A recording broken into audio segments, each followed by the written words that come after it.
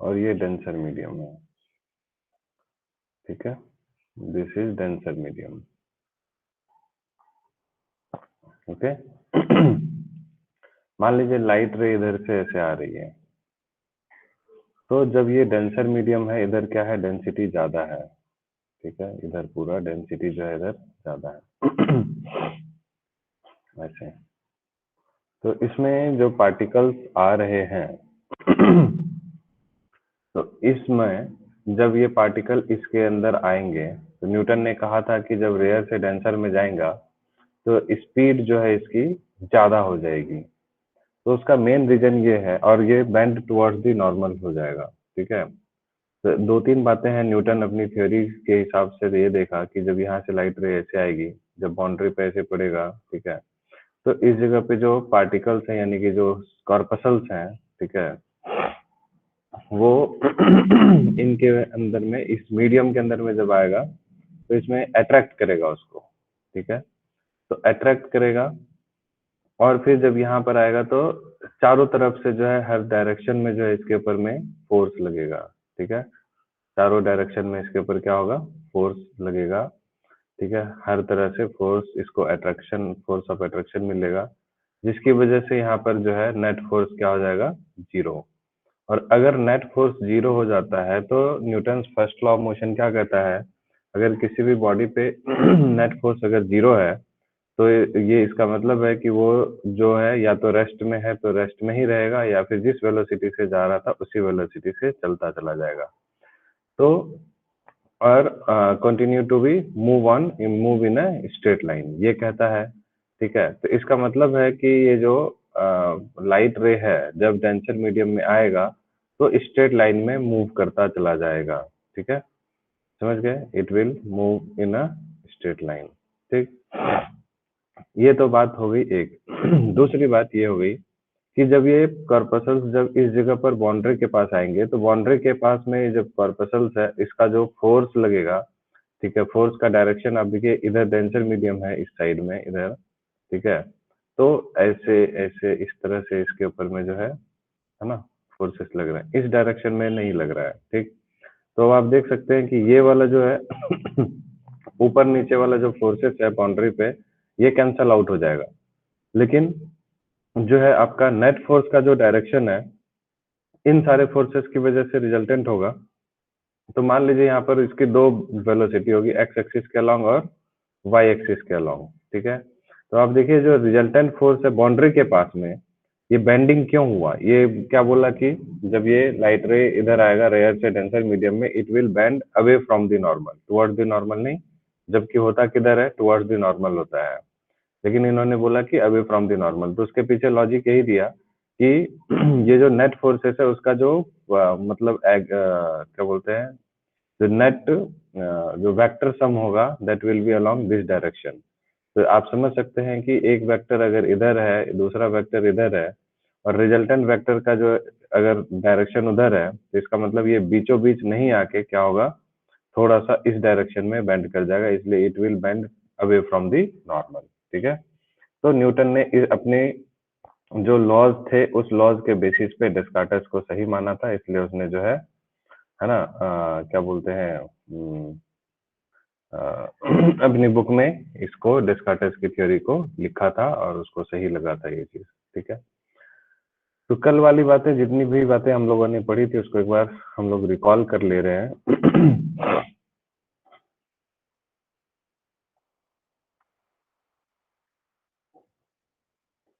सबसे पहले हम लोग इलेक्ट्रोमैग्नेटिक वेव के बारे में जो मैक्सवेल ने कहा था उसको देख लेते हैं कि जो इलेक्ट्रोमैग्नेटिक वेव होता है वो इलेक्ट्रिक फील्ड और इलेक्ट्रिक फील्ड और मैग्नेटिक फील्ड का कॉम्बिनेशन होता है। तो इलेक्ट्रिक फील्ड आप देखिए, it is parallel to Y axis and magnetic field is parallel to Z axis. इस तरह से, और ये जो है ये इलेक्ट्रोमैग्नेटिक वेव क्या है, लाइट वेव की तरह बिहेव करता है। So variation in both electric and magnetic fields occur simultaneously, therefore they attain their maxima and minima at the same place and at the same time. क्योंकि दोनों ही field electric and magnetic same time पे होता है, same place पे होता है, ठीक है।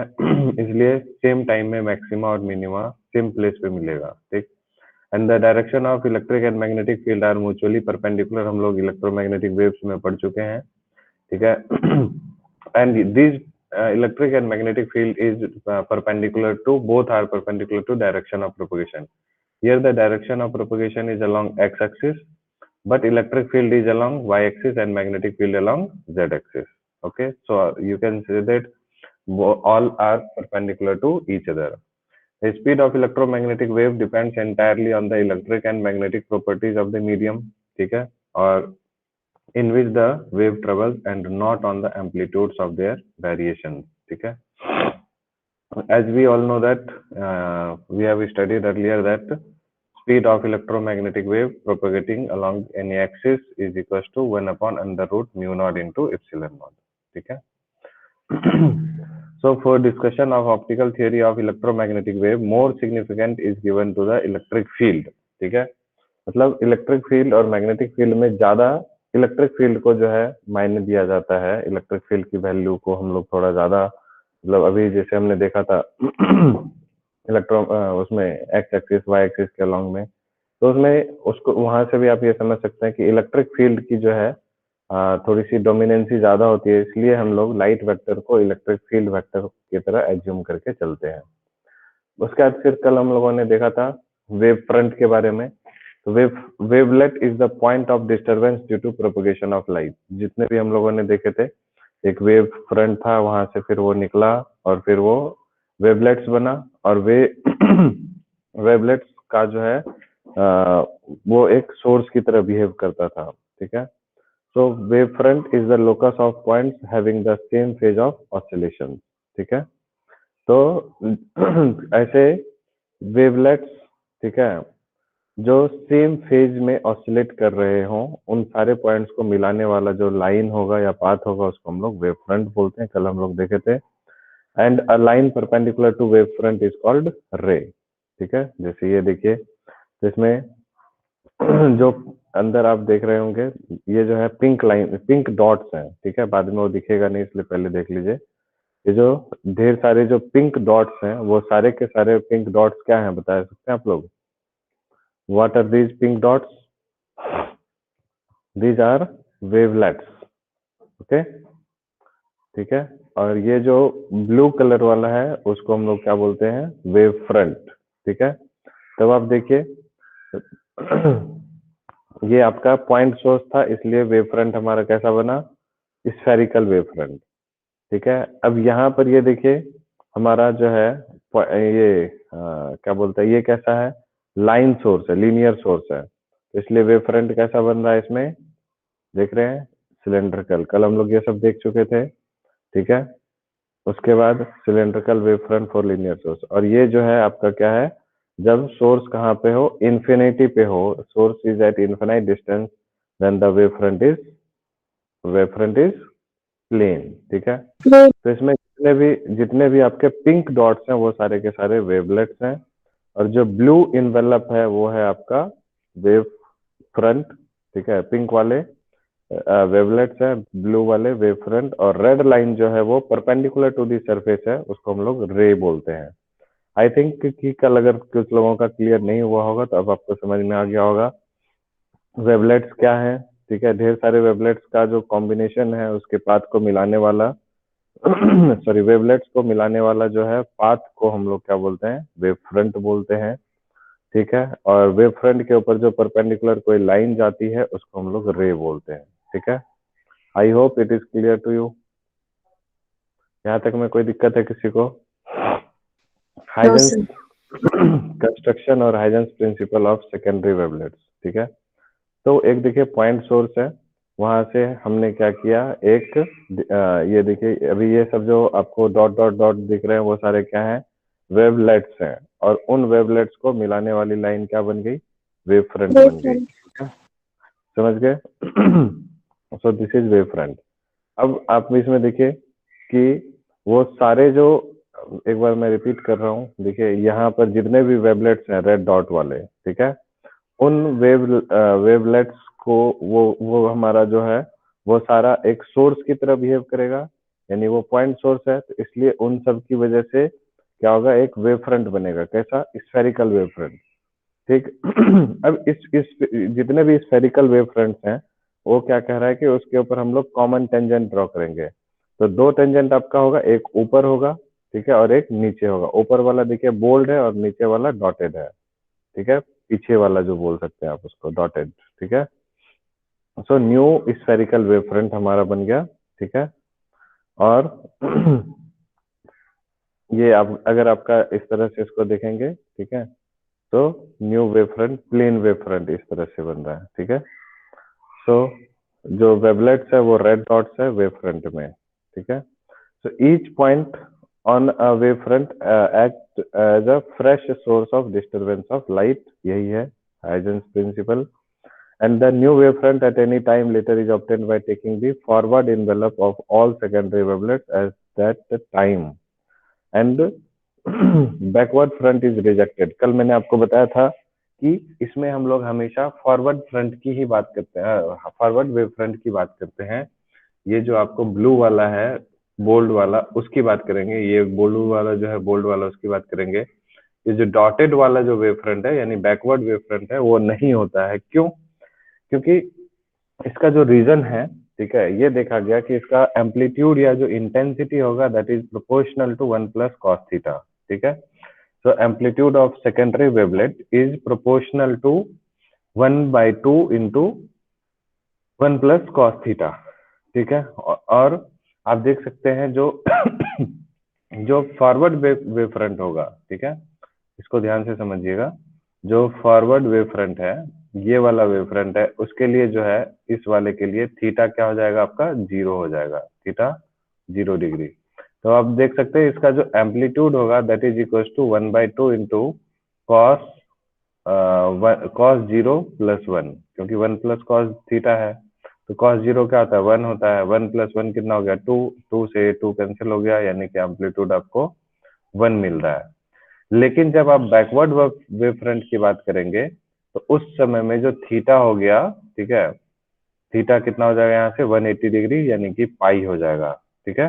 मतलब थीटा आपका है क्या, इसके बीच का एंगल है ना, रे और जो वेव फ्रंट है उसके बीच का, सॉरी, रे और वेवलेट्स के बीच का जो है एंगल। तो थीटा अगर यहाँ पर हमारा क्या हो गया पाई हो गया, और तो कॉस पाई कितना होता है that is equal to -1, cos 180 degree -1। तो आप देखिए 1 + cos थीटा की बात करेंगे यानी कॉस पाई की बात करेंगे तो ये हो जाएगा आपको कितना 1 - 1 दैट इज इक्वल टू 0, ठीक है। सो 1/2 इंटू 0। तो आप देख सकते हैं कि जो इसका जो बैकवर्ड वेव फ्रंट बनेगा उसकी जो एम्पलीट्यूड होगी that will be almost equals to 0। That's why we reject the backward wave front। Okay? तो ये बात आपको एनसीईआरटी में नहीं लिखी हुई है और इसलिए पेपर में भी नहीं पूछा जाएगा, कॉम्पिटेटिव एग्जाम में हो सकता है ये पूछा जाए। Why backward wave fronts are rejected in Huygens principle? So because the amplitude or intensity is directly proportional to 1/2 into 1 + cos theta. Okay? And for backward wave front theta is equals to 180 degree। Okay, so next देखिए laws of reflection at a plane surface, ठीक है। ये इस तरह से जो भी हमारी लाइट रे आती है, ठीक है, तो वो रिफ्लेक्ट होके जाती है प्लेन सरफेस पे, इस तरह से आती है। तो ठीक है, इसी को हम लोगों को हाइजेंस प्रिंसिपल से क्या करना है प्रूफ करके दिखाना है, ठीक है। तो आई थिंक आपको समझ में आ रहा होगा इस तरह से है आपका लाइट रे आ रहा है, ठीक है। अब ये जो है आपको, ठीक है, वेव फ्रंट बन रहा है, ठीक, देख रहे होंगे आप इसको।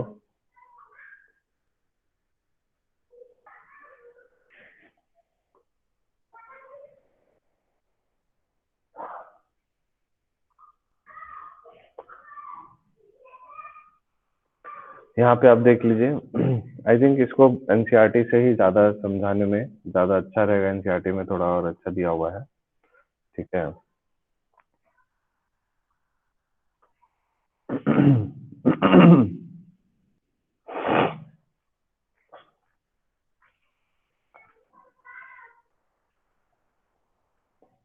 पहले हम लोग रिफ्रैक्शन ऑफ प्लेन वेव देख लेते हैं, ठीक है। हाँ, ये सब इम्पोर्टेंट है, एग्जाम पॉइंट ऑफ व्यू से पेपर में आता है ये सब, है ना।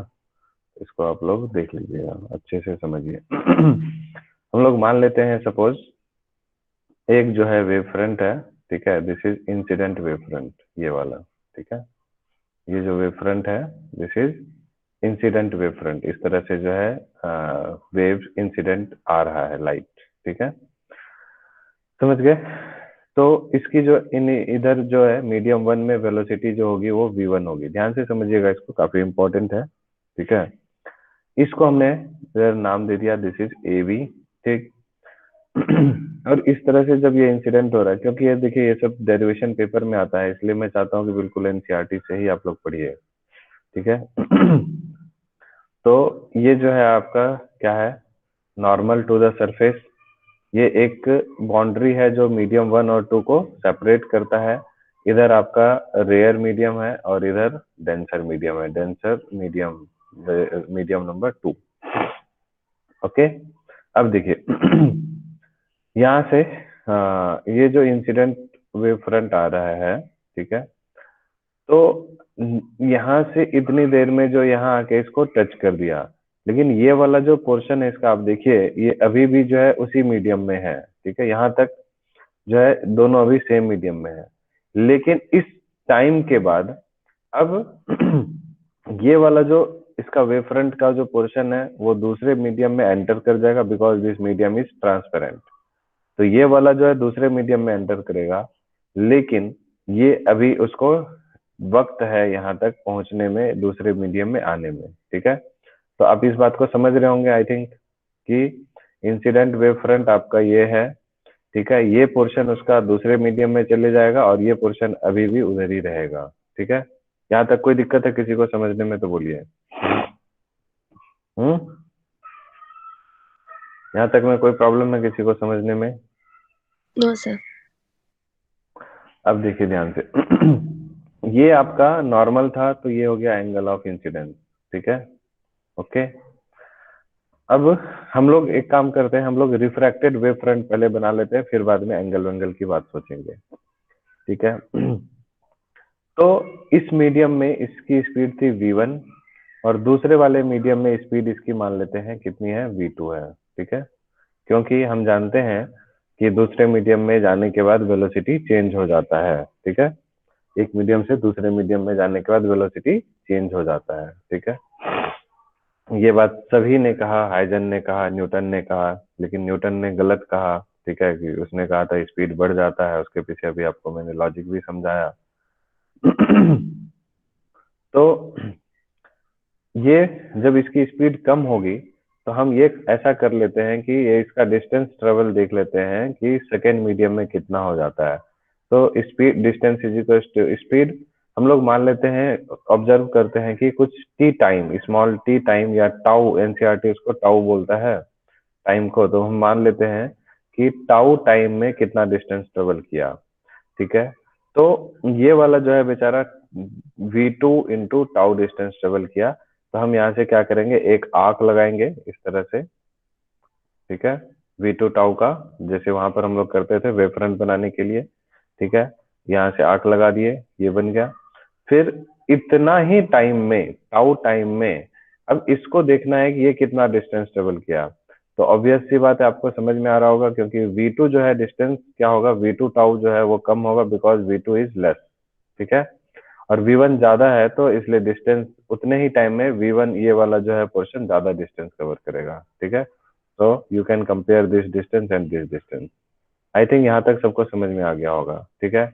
अब फिर, अब ये जो है यहाँ पर पहुंच गया और ये यहाँ पर है, तो इस दोनों को हम लोग क्या करेंगे, कंबाइन कर देंगे, तो ये जो हमारा वेव फ्रंट बना, this is refracted wave front, ठीक है, बिकॉज यहाँ पर आपका जो है एक मीडियम से दूसरे मीडियम में आ गया है, तो उसी को हम लोग रिफ्रैक्शन बोलते हैं, ठीक है।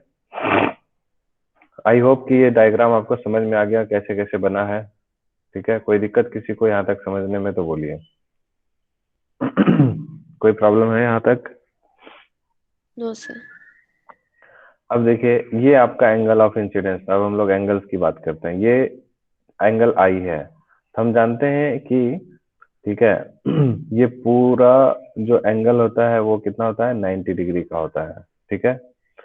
और ये भी देखिए ये पूरा एंगल 90 डिग्री का होगा, क्योंकि ये वाला आप देखिए इस सरफेस पे है ना, ये जो रेक्टेंगुलर शेप है तो ये 90 डिग्री है। तो ये अगर एंगल आई है तो ये एंगल कितना हो जाएगा, 90 माइनस आई। समझ में आ रहा है सबको? ठीक है। और ये पूरा भी जो है 90 डिग्री है, तो ये 90 माइनस आई है तो इसको आई होना पड़ेगा। ठीक है, ताकि ये आई और ये आई कट जाए तो ये एंगल 90 हो जाए। तो आई होप कि एंगल्स सारे क्लियर हो गए, कोई दिक्कत किसी को? No geometry sir. से ये एंगल आई है और ये एंगल भी आई है। ठीक है, ये ऑब्वियसली 90 डिग्री का एंगल है। ठीक, हम लोग जानते हैं एंगल ऑफ रिफ्रैक्शन किसको बोलते हैं, नॉर्मल, और ये जैसे ये नॉर्मल है और ये रिफ्रैक्टेड रे है, तो नॉर्मल और रिफ्रैक्टेड रे के बीच के एंगल को हम लोग एंगल आर बोलते हैं। ठीक है, तो अब आप फिर से देख सकते हैं ये आर है तो ये वाला एंगल कितना हो जाएगा, 90 माइनस आर, बिकॉज दिस पूरा angle is 90। So this is 90 minus r and this angle is 90 because we have draw a tangent। ठीक है, उसका वो बनाने के लिए है ना। तो this is 90 and this is 90 minus r, that's why this angle will be r। ठीक है, तो आई होप कि ये सारे एंगल्स आपको समझ में आ रहे होंगे, कैसे कैसे एंगल्स हमने लिया है। ठीक है, these angles are most important for the for proving this derivation। ठीक है, क्योंकि एंगल अगर आपका गड़बड़ हो गया तो आपका जो है डेरिवेशन कंप्लीट नहीं हो पाएगा। क्लियर है इतना सबको? Yes sir. यहाँ तक जितना बताया सब कुछ क्लियर है, बस अब ज्यादा दिक्कत नहीं है। ठीक है, हम लोग यहाँ से क्या करेंगे, पहले इस वाले फिगर में एक जो राइट एंगल ट्रायंगल बन रहा है, यहाँ से हम लोग साइन आई लेंगे। ठीक है, sine of angle of incidence, तो sine i is equal to क्या हो जाएगा, दिस परपेंडिकुलर। ठीक है, ठीक है, जो भी हमारा ये 90 डिग्री का एंगल बन रहा है ना, तो एंगल के जस्ट अपोजिट वाला जो साइड होता है उसको हम लोग परपेंडिकुलर बोलते हैं, और 90 डिग्री के जस्ट अपोजिट वाले साइड को हाइपोटेनियस बोलते हैं। तो दिस बिकम्स v1 टाउ, यानी कि bc अपॉन में ac। तो bc upon ac, and what is bc, this is v1 tau, और ac को V1 ac ही टाउ। रहने देते हैं। ठीक है, यहाँ तक कोई दिक्कत किसी को? अब नो देखिए, सर। आप यहाँ से हम लोग साइन आर निकालते हैं। ठीक है, देखिए एक्चुअली में आपको ये समझ में आ रहा होगा कि रिफ्रैक्शन ऑफ प्लेन वेव की बात कर रहे हैं, और जब भी रिफ्रैक्शन की बात आती है तो स्नेल ने एक लॉ दिया था बहुत पहले ही। ठीक है, जब ये बड़े बड़े साइंटिस्ट थे उस समय, उससे ही पहले स्नेल ने एक लॉ दे दिया था रिफ्रैक्शन के लिए कि that is sine i upon में sine r is equal to constant. ठीक है, and that is equals to refractive index and relative refractive index n2 upon n1।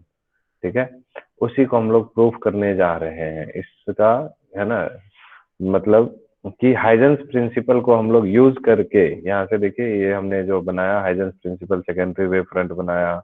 ठीक है, फिर उससे हम लोग जो है यानी कि ये वेव को हम लोग इसको वेव मान के प्रूफ कर रहे हैं कि ये law of refraction of Snell's law को फॉलो करता है या नहीं करता है। ठीक है, तो हमने अब फिर क्या किया, साइन आर ले लिया, तो साइन आर यहाँ से लेंगे क्योंकि हम लोग को sine i upon sine r चाहिए, साइन आई तो आ गया। अब sine r is equal to again ये परपेंडिकुलर और ये हाइपोटेनियस, तो sine r is equal to v2 tau upon में ac। ठीक है, v2 टाउ अपॉन ac। आप लोगों से रिक्वेस्ट है, अभी देखिए मैं पीपीटी में यही चीज जो है दूसरे तरीके से प्रूफ किया हुआ है। ठीक है, क्योंकि ये पीपीटी कहीं और से मतलब कि बना हुआ है, ये देखिए ये सारा जो है ना, इसका प्रूफ करने का तरीका अलग है। ठीक है, तो इसलिए मैं आपको यहाँ से नहीं समझा रहा हूँ। ठीक है, इसका डायग्राम समझ सकते हैं, बस ये देखिए डायग्राम को एक बार समझा देता हूँ मैं। इस तरह से ये जो है आया, this is the incident ray. ठीक है, और अंदर जाके मुड़ गया। ठीक है, ये है आपका ए बी वाला पोर्शन। ठीक है, यहाँ से हमने वही टेंजेंट मतलब आर्क ड्रॉ किया, फिर टेंजेंट लिया।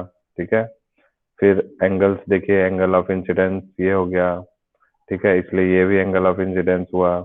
फिर यहाँ देखिए ये एंगल ऑफ रिफ्रैक्शन, वहां से उल्टा देख रहे हैं। ठीक है, इसलिए ये एंगल ऑफ रिफ्रैक्शन हो गया, दोनों एक ही बात है। ठीक है, तो ये सारी चीजें हैं। ठीक, अब देखिए इसमें प्रूफ करने का तरीका क्या हो गया, अलग हो गया। ठीक है, तो इसलिए और सब बुक में भी आप देखेंगे तो क्या होता है, प्रूफ करने का तरीका गलत होता है। गलत नहीं, सबका तरीका सही है, लेकिन बात यह है कि हमको पेपर में मार्क्स स्कोर करना है तो एनसीईआरटी का मेथड होना चाहिए, और एनसीईआरटी का मेथड ही सबसे सिंपल मेथड होता है, ठीक है, मोस्ट ऑफ द केसेस में। तो अब आप देख लीजिए, सिंपल सा साइन आई है, ये साइन आर है, तो दोनों को डिवाइड कर दीजिए, sine i upon sine r. यहाँ से आप देखिए ए सी और ए सी कैंसिल हो जाएगा, टाउ टाउ भी कैंसिल हो जाएगा, क्या बचेगा V1 अपॉन V2। ये हो गया V1 अपॉन V2। समझ गए इतना? कोई दिक्कत है किसी को? अरे बोलो। Yes sir. अब देखिए, ठीक है, हम लोग ये जानते हैं कि किसी भी अगर मीडियम का रिफ्रैक्टिव इंडेक्स की अगर बात करते हैं, तो जो मीडियम ऑफ किसी भी मीडियम का रिफ्रैक्टिव इंडेक्स जो होता है that is n is equal to c upon v. This is absolute refractive index, class 10th में हम लोग पढ़ चुके हैं। Absolute refractive index is equal to, है ना, n equal to c upon v. C जो है speed of light in vacuum होता है, और v जो है speed of light in medium होता है। तो n1 हो जाएगा सी अपॉन वी1, और n2 हो जाएगा सी अपॉन वी2, ठीक है। सो आप यहाँ से अगर कैलकुलेट करके देखेंगे कि n2 अपॉन n1 कितना होता है, ठीक है, तो n2 upon n1, so this is c upon v2 और divided by c upon v1, तो v1 ऊपर चले जाएगा, तो v1 अपॉन c और c कैंसिल हो गया। तो यहाँ से आप देख सकते हैं v1 अपॉन v2 की जगह पे क्या होगा, n2 अपॉन n1, ठीक है।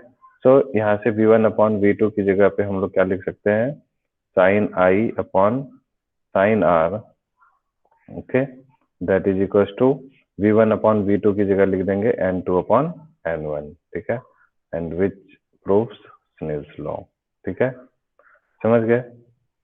This is Snell's law of refraction, ठीक। आ रही बात समझ में? अब फिर हम लोग ये भी जानते हैं, ठीक है, कि ये जो है λ1 and λ2 denote the wavelengths of light in medium 1 and 2 respectively.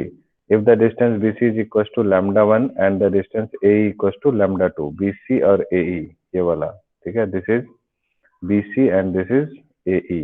So this distance is λ1 and this is λ2, ठीक है। So what happens, λ1 upon λ2 equals to BC upon AE, ठीक, और BC कितना था हमारा V1 टाउ, और AE कितना था V2 टाउ, टाउ और 2 कैंसिल हो जाएगा। So λ1 upon λ2 equals to V1 upon V2। तो यहाँ से एक और जो है हमारा रिलेशनशिप होता है कि V, हम लोग ये बोल सकते हैं कि V1 upon V2 is equals to, यहाँ से V1 upon V2 equals to λ1 upon λ2। इसका मतलब ये है कि वेलोसिटी जो है वो डायरेक्टली प्रोपोर्शनल टू वेवलेंथ है, ठीक है। तो इसका मतलब है कि हमारा जो है, जो ये दोनों प्रोपोर्शनल है, तो हम लोग जानते हैं कि v is equal to c into lambda होता है, स्पीड ऑफ लाइट, पढ़े हैं ना हम लोग बचपन में, है ना, स्पीड ऑफ लाइट, ठीक है, सॉरी सी इंटू लैम्डा नहीं, न्यू इंटू लैम्डा, ठीक है, मतलब वेलोसिटी इज इक्वल टू, है ना, डिस्टेंस अपॉन टाइम, और 1 अपॉन टाइम पीरियड क्या होता है, फ्रीक्वेंसी, तो 1 अपॉन टी, तो v equal to lambda into nu. तो आप देख सकते हैं जब v प्रोपोर्शनल है लैम्डा के, इसका मतलब है v equal to c into lambda, जहाँ सॉरी न्यू इंटू लैम्डा, जहाँ न्यू जो है वो क्या होगा, कांस्टेंट होगा। यानी ये कहता है कि अगर आप एक मीडियम से दूसरे मीडियम में जा रहे हैं तो फ्रीक्वेंसी जो होगा वो कांस्टेंट होगा, because v upon lambda is equal to constant. एक मीडियम का v अपॉन लैम्डा, दूसरे मीडियम का v अपॉन लैम्डा कांस्टेंट है, और v अपॉन लैम्डा जो है वो फ्रीक्वेंसी के बराबर होता है। तो यानी यहाँ से आपको ये कंक्लूजन मिलता है कि जब हम एक मीडियम से दूसरे मीडियम में जाते हैं तो फ्रीक्वेंसी चेंज नहीं होती है, वेलोसिटी चेंज होगी और वेवलेंथ चेंज होगा। यहाँ तक आधी बात समझ में सबको, या कोई दिक्कत है?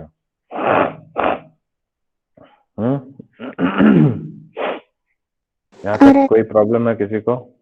चलिए ठीक है। नेक्स्ट देखिए, refraction at a rare medium, ठीक है। तो उसी में बस कुछ नहीं करना है, ठीक है। इसमें थोड़ा सा हम लोग को वो क्या बोलते हैं, क्रिटिकल एंगल की बात करनी होती है। क्रिटिकल एंगल जो है हम लोग रे ऑप्टिक्स में देखेंगे, अभी एक्चुअली पढ़े नहीं है उसको, ठीक है। तो उसी तरह से है रेयर, जैसे वहां पर रिफ्रैक्शन डेंसर मीडियम में हुआ, ठीक है, उसी तरह से यहाँ पर हम लोग का रिफ्लेक्शन कहाँ पे हो रहा था, डेंसर मीडियम में। तो अब रेयर मीडियम में होगा तो सारी चीजें होंगी उसी तरह से, वही प्रोसेस जो है हमारा चलेगा, ठीक है। इस तरह से लाइट रे इंसिडेंट होगा, इसमें क्या होगा, it will bend away from the normal, ठीक है।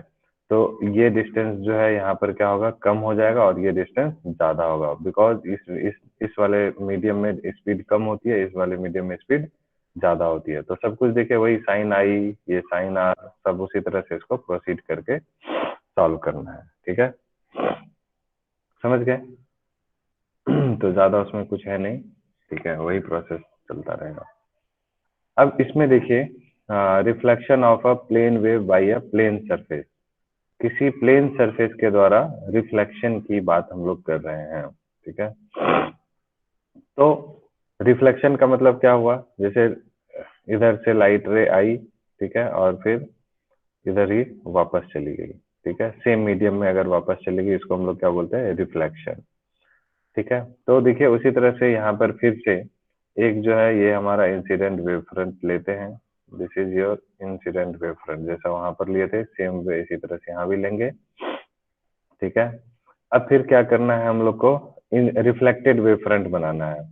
तो रिफ्लेक्टेड के लिए क्या करेंगे, ये वाला पोर्शन जो है यहाँ तक तो आ गया, ठीक है, और मीडियम में इस दोनों सेम मीडियम में है, वापस भी उसी मीडियम में होना है, तो स्पीड की कोई टेंशन है नहीं। तो ये वाला तो यहाँ आ गया, ये वाला पोर्शन अभी यहीं था, ठीक है। तो अब इसको क्या होगा, ये दूसरे मीडियम में जा नहीं सकता because it is polished here, so it will reflect in the same medium, ठीक है, ये उसी मीडियम में जाएगा। अब कितना डिस्टेंस जाएगा, तो उसके लिए हम लोग कुछ एक टाउ टाइम मान लेते हैं। टाउ टाइम में ये देख लेते हैं कि ये जो है बी वाला जो पोर्शन है, ये इसको सरफेस को टच कितनी देर में करता है। तो जितनी देर में टच करता है तो उस टाइम को हम लोग टाउ मान लेते हैं, ठीक है। तो ये जो डिस्टेंस होगा this is v into tau, because यहाँ पर स्पीड जो है वो v के बराबर है, ठीक है। ये distance is equal to v into tau, ये जितना आया उतना ही ये डिस्टेंस इधर भी जाएगा। तो हम लोग क्या करेंगे, v टाउ डिस्टेंस का एक और यहाँ से एक आर्क बनाएंगे, ठीक है, और फिर यहाँ से टेंजेंट ड्रॉ कर देंगे, ठीक है। तो अब ये हमारा जो है ये ये ये वाला पोर्शन, ये वाला पोर्शन, ठीक है, जो है हमारा क्या बन जाएगा, रिफ्लेक्टेड वेव फ्रंट बन जाएगा। ये देख रहे हैं ना ऐसे, ठीक है, ये तो यहीं पे है अभी, ठीक है, ये भी अब वापस मुड़ेगा तो ऐसे जाएगा, ये है ना, रिफ्लेक्ट होगा, क्योंकि ऐसे आ रहा है तो ये रिफ्लेक्ट होके ऐसे जाएगा। लेकिन अभी जो प्रेजेंट सिनेरियो है वो हमारा बस इतना है, ये वाला, ठीक है। तो इंसिडेंट और reflected wave front I think आपको समझ में आ गया होगा कि नहीं आया अभी तक, कि फिर से समझाना है, सर आया फिर या से नहीं। बताओ ना। देखिए ये इंसिडेंट वेव फ्रंट है, ठीक है।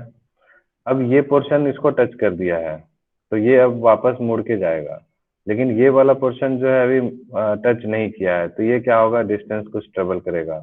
कितना डिस्टेंस ट्रेवल करेगा, हम मान लेते हैं कि यहाँ से यहाँ तक आने में टाउ टाइम लगा, तो डिस्टेंस कितना हो जाएगा, वी टाउ।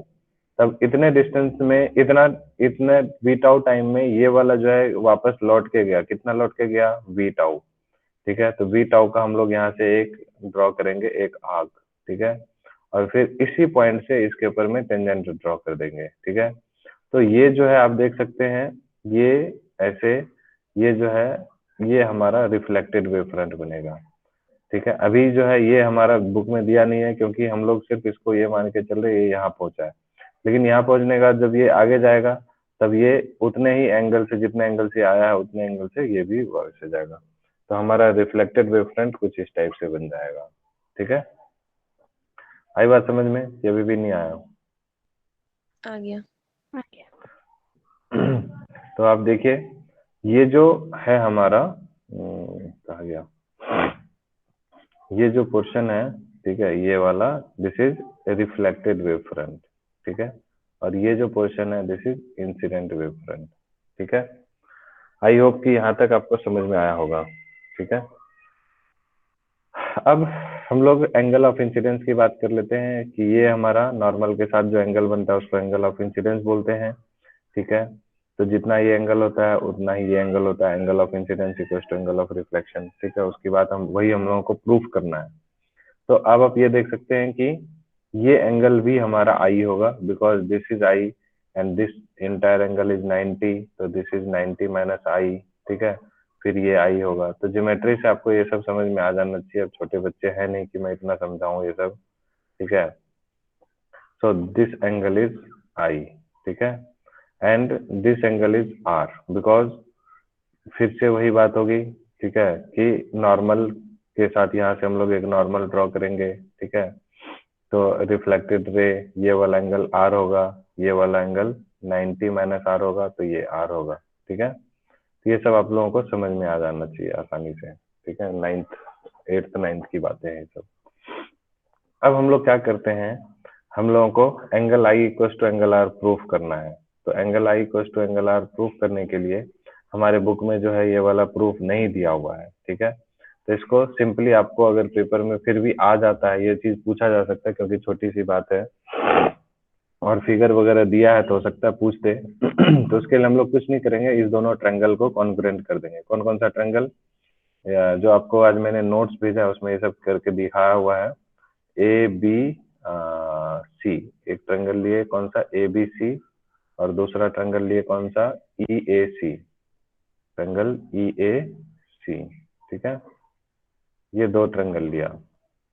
ओके, अब आप देखिए इस दोनों ट्रायंगल में आप देख सकते हैं ये वाला जो एंगल है 90 डिग्री का, ये एंगल 90 डिग्री का है। ठीक है, तो आप इसको मैं शॉर्टकट में लिख रहा हूँ, एंगल ई और एंगल बी ये दोनों 90 90 के हो गए। ठीक है, दोनों को कॉन्ग्रुएंट प्रूफ करना है। ठीक है, ताकि हमारा दोनों ट्रायंगल में एक एक एंगल जो है, यानी ए बी सी में और ए ई ए सी में हमारा एक एक एंगल प्रूफ हो जाए। ये हो गया 90 डिग्री 90 डिग्री। उसके बाद हाइपोटेन्यूज देखिए दोनों ट्रायंगल का कॉमन है, ये वाला एक ट्रायंगल है। ठीक है, इस 90 के अपोजिट वाला ये हाइपोटेन्यूज होगा ए सी। ठीक है, और इधर देखिए ये वाला जब ट्रायंगल है, इस ट्रायंगल की बात जब कर रहे हैं तो यहाँ पर ये 90 डिग्री है, तो इसके जस्ट अपोजिट वाला जो साइड है वो भी हाइपोटेन्यूज है। ठीक है, तो ये दोनों हमारा क्या हुआ, इक्वल इक्वल हो गया। अब आप देख सकते हैं ध्यान से ये दोनों ट्रायंगल राइट एंगल ट्रायंगल है। अब मैंने आपको बताया था कि जितना ये डिस्टेंस होगा उतना ही ये डिस्टेंस होगा। ठीक है, क्योंकि सेम मीडियम में जा रहा है, ये वी टाउ है तो ये भी वी टाउ है। सो डिस्टेंस यहाँ से हो गया आपको, ए बी सी ट्रायंगल में कौन सा डिस्टेंस हो गया, बी सी, और ई ए सी ट्रायंगल में कौन सा, ए ई। ठीक है, ये जो है तीन बातें इक्वल हो गई। हम लोग ये बोल सकते हैं this is right angle, hypotenuse और साइड। सो आर एच एस कॉन्ग्रुएंसी से दोनों ट्रायंगल क्या हो गया, कॉन्ग्रुएंट हो गया। तो इस वजह से हमारा ये एंगल और ये एंगल जो है दोनों इक्वल हो जाएगा। ठीक है, यही बात समझ में सबको। जब दोनों ट्रायंगल कॉन्ग्रुएंट है तो उसके जो कोई भी करस्पॉन्डिंग एंगल्स होंगे वो क्या हो जाएंगे, सेम हो जाएंगे। ये सब मालूम है या नहीं है आप लोगों को? यस सर, मालूम है। यस सर, पता है। तो बस दोनों ट्रायंगल कॉन्ग्रुएंट हो गया, इसलिए angle i is equal to angle r. Angle i equal to angle r क्या होता है आप लोग को मालूम है? इसको कौन सा लॉ बोलते हैं? कौन सा लॉ बोलते हैं? गायब। Snell's law. Snell's law. Snell's law में sine i upon sine r equal to constant होता है। लॉ ऑफ रिफ्लेक्शन पढ़े हो लॉ ऑफ बचपन में? रिफ्लेक्शन। हाँ, उसमें incident ray normal and point on the normal at the point of incidence and reflected ray all lie in the same plane, और दूसरा angle of incidence is always equal to angle of reflection. तो आप देख सकते हैं हम लोग इसमें हाइजेंस प्रिंसिपल का यहाँ पर यूज किए, वेब फ्रंट्स बनाए। ठीक है, और फिर वहां से हम लोगों ने ये प्रूफ करके दिखा दिया कि angle of incidence equal to angle of reflection, यानी कि लॉ ऑफ रिफ्लेक्शन को भी हाइजेंस प्रिंसिपल फुलफिल करता है, और स्नेल्स लॉ को तो करता ही है, वो हमने भी ऊपर देख लिया। ठीक है, कर गया ये। ठीक है, तो यहाँ तक सबको समझ में आया? कोई प्रॉब्लम है तो बताइए इस जगह तक। कोई प्रॉब्लम है? No sir. No, sir. No sir. ठीक है।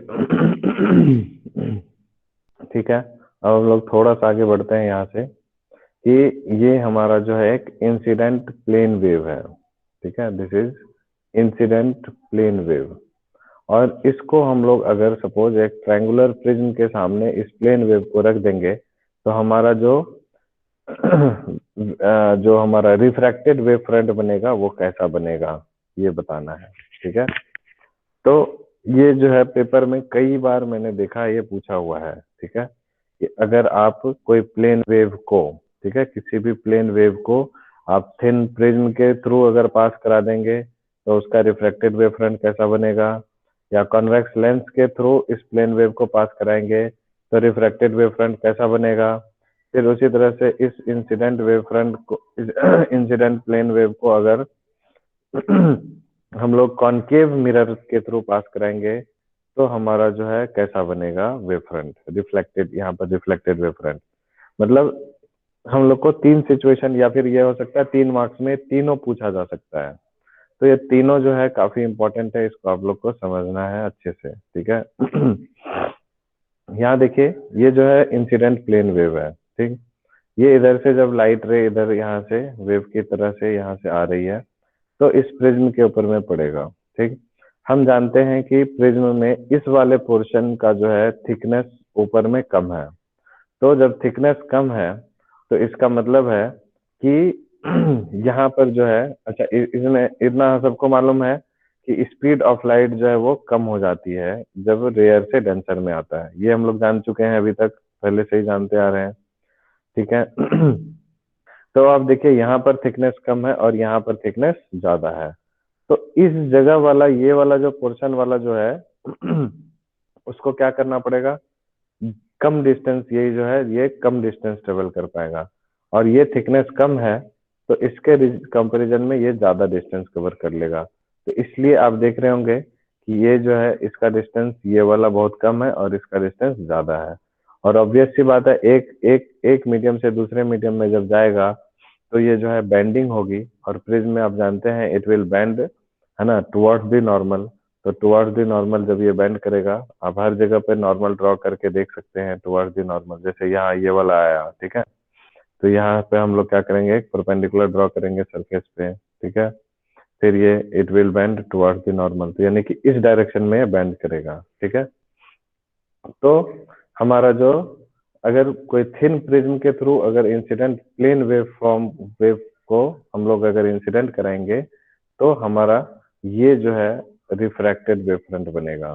ठीक है, आया समझ में सबको? बस ये फिगर ड्रॉ कर देना है आपको पूरा।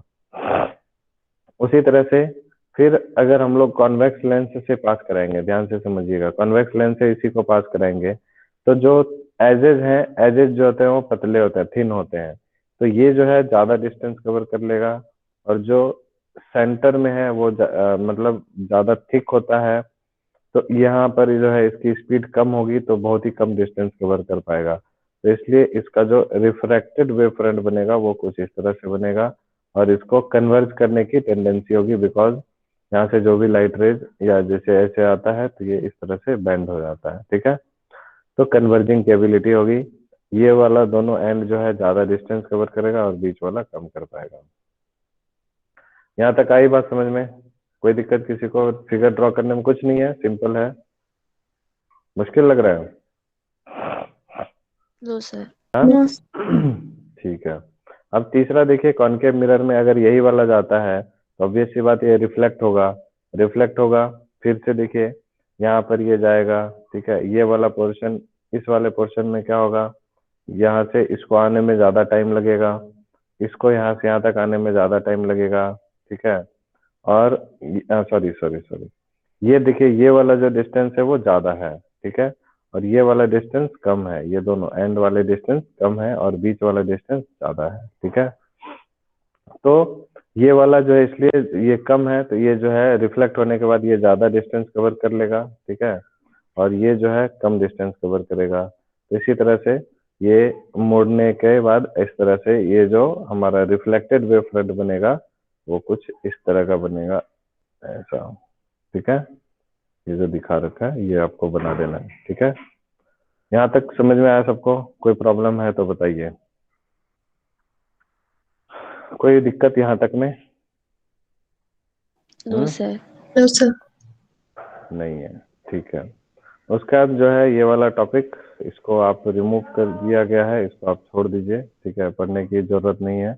और उसी टॉपिक के बेस पे ये जो है एग्जाम्पल है 10.1, तो इसको भी आप छोड़ सकते हैं अभी फिलहाल। ठीक है, उसको जब बात आएगी तो देखी जाएगी। ठीक है, फिर 10.2 एग्जाम्पल आपको जो है ट्राई करना है, सोचना है। ठीक है तो अब यहाँ से हमारा जो है दूसरा स्टार्ट हो जाता है topic. This is coherent and incoherent sources. ठीक है, तो इसकी जो डेफिनेशंस वगैरह है अपनी बुक में दी हुई नहीं है ठीक से, तो इसको हम लोग थोड़ा सा इधर से देखते हैं। ठीक है, अच्छा ये हमारा, इसको एक बार जो हमने पढ़ा उसको रिकॉल कर ले रहे हैं। ये देखिए, कॉनकेव मिरर में अगर ये इंसिडेंट लाइट आएगी, इंसिडेंट रे आएगी या वेव आएगा, तो इस तरह से होगा। ठीक है, ये दिख रहा है आपको? ये जो वेव फ्रंट्स हैं वो रिफ्लेक्ट होके जो आएंगे डीसी, है ना, और फिर जो जो बन रहा है छोटा छोटा उसी तरह से। कॉन्वेक्स मिरर में भी इस तरह से अगर आएगा तो देखिए वेव फ्रंट हमारा कैसे बन रहा है ना, इस तरह का, ऐसे। ठीक है, इंसिडेंट वेव फ्रंट हमारा कौन है? ए बी है। ठीक है, और वो रिफ्लेक्ट होगा। ठीक है, इधर ऐसा ऐसा महसूस होगा कि इस तरह से डॉटेड बनते जा रहा है। ठीक, लेकिन वो डाइवर्ज होगा अपोजिट डायरेक्शन में, तो सीडी के फॉर्म में बनेगा। ठीक है, reflected wave front. Convex lens में देखिए इस तरह से। ठीक है, अभी हमने देखा था, है ना। कॉनकेव लेंस का भी देख सकते हैं आप इस तरह से, इस तरह से ये बनेगा कॉन्वेक्स लेंस में। सब में जो है आप सीडी जो देख रहे हैं, सीडी वाला जो पोर्शन है वो आपका रिफ्लेक्टेड या रिफ्रैक्टेड, मिरर में रिफ्लेक्टेड है और लेंस में रिफ्रैक्टेड वेव फ्रंट है, सीडी। ठीक है, इस तरह से। ठीक, क्लियर हुआ सबको? प्रिज्म में देखिए किस तरह से आ रहा है,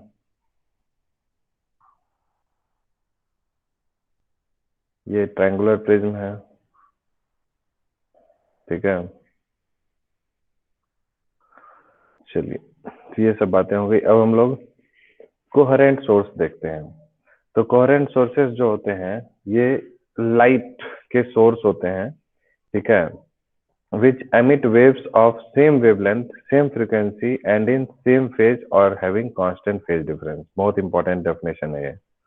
ठीक है, क्या है कि इसमें ये जो सोर्सेस ऑफ लाइट हैं, ठीक है, which emit light waves of same wavelength, ठीक है, same frequency and in same phase or having constant phase difference। दो सोर्सेस, क्योंकि कोहेरेंट का मतलब हमेशा जब भी बात करेंगे तो दो सोर्सेस की बात करेंगे, और दोनों सोर्सेस का अगर जो लाइट रेज जो यहाँ से रिलीज कर रहा है उनका वेवलेंथ क्या होगा, क्या होगा? सेम होगा। ठीक है, फ्रीक्वेंसी भी उनकी सेम होगी और उनका जो फेज एंगल है वो भी सेम होगा, या फिर उनका फेज डिफरेंस, है ना, कांस्टेंट होगा। ठीक है, कोहेरेंट सोर्स इसी को बोलते हैं। ठीक है, और कोहेरेंट सोर्स को हम लोग दो तरीके से प्रोड्यूस कर सकते हैं। ठीक है, एक हमारा यंग्स डबल स्लिट एक्सपेरिमेंट हम लोग जो पढ़ेंगे अगला टॉपिक। ठीक है, फ्रेशनेल बाइप्रिज्म एंड लॉयड्स मिरर। ठीक है, ये इन सब के द्वारा जो है डिवीजन ऑफ वेवफ्रंट जो बनता है उसमें कोहेरेंट सोर्सेस निकलते हैं, हम लोग आगे देखेंगे इसको। और दूसरा by division of amplitude, partial reflection और रिफ्रैक्शन हम लोग करते हैं। तो मेनली आपको बस ये समझना है कि कोहेरेंट सोर्सेस होते क्या है। ठीक है, बाद में हम लोग आगे पढ़ते पढ़ते ये समझ जाएंगे कोहेरेंट सोर्सेस को प्रोड्यूस कैसे किया जाता है। ठीक है, सो अब हमारा इंटरफेरेंस ऑफ वेव है। ठीक है, ये इंट्रोडक्शन है। इंटरफेरेंस का मतलब होता क्या है? एक वेव का दूसरे वेव के साथ क्या करना? इंटरफेयर करना। ठीक है, एक वेव दूसरे वेव के साथ क्या करता है? अगर इंटरफेयर कर देता है। जैसे आज की ही बात है, अभी हम लोग क्या है, आज संडे है और आप आराम से सो रहे थे, ठीक है, मैंने क्या कर दिया, इंटरफेयर कर दिया, क्लास ले लिया, ठीक है। तो या फिर क्या होता है कि अब कोई दो लोग आपस में बातचीत कर रहे हैं, तीसरा आके वहां पर क्या किया, उसको डिस्टर्ब कर दिया, इंटरफेयर कर दिया। इंटरफेयर का मतलब है दूसरे में दखल देना, ठीक है। तो उसी तरह से यहाँ पर दो वेव्स जो है आपस में एक दूसरे के साथ इंटरफेयर करते हैं, तो उससे बहुत ही अलग अलग तरह के जो है पैटर्न्स बनते हैं। ये देखिए, एक वेव ये है जिसका की एनर्जी E1 है, एम्पलीट्यूड जो भी है, ठीक है। दूसरा वाला E2 है। अब एक था हमारा रेड वाला और एक है ब्लू वाला। अब ये दोनों वेव जब आपस में इंटरफेयर किए, ठीक है, उन दोनों का एक का एम्पलीट्यूड, यहाँ पर एनर्जी नहीं है, वो एम्पलीट्यूड है E1 और E2। जब इंटरफेयर किया सेम फेज में, ठीक है, दोनों का फेज भी आप देख रहे हैं, फेज आप समझ रहे होंगे, दोनों साइनोसॉइडल है, तो 0 पे 0 है, ये भी 90 पे 90 है, 180 पे 180 है, दोनों सेम फेज में है दोनों का, ठीक है। वेवलेंथ भी सेम है, फ्रिक्वेंसी भी सेम है, एम्पलीट्यूड डिफरेंट है। तो जो इंटरफेयर करने के बाद एम्पलीट्यूड जो है वो इंक्रीज हो गया, ठीक है। तो इंटरफेरेंस दो तरह का होता है, एक कंस्ट्रक्टिव इंटरफेरेंस, उसमें क्या होगा, एम्पलीट्यूड जो है E1 प्लस E2 यानी कि दोनों का एम्पलीट्यूड का सम हो जाएगा।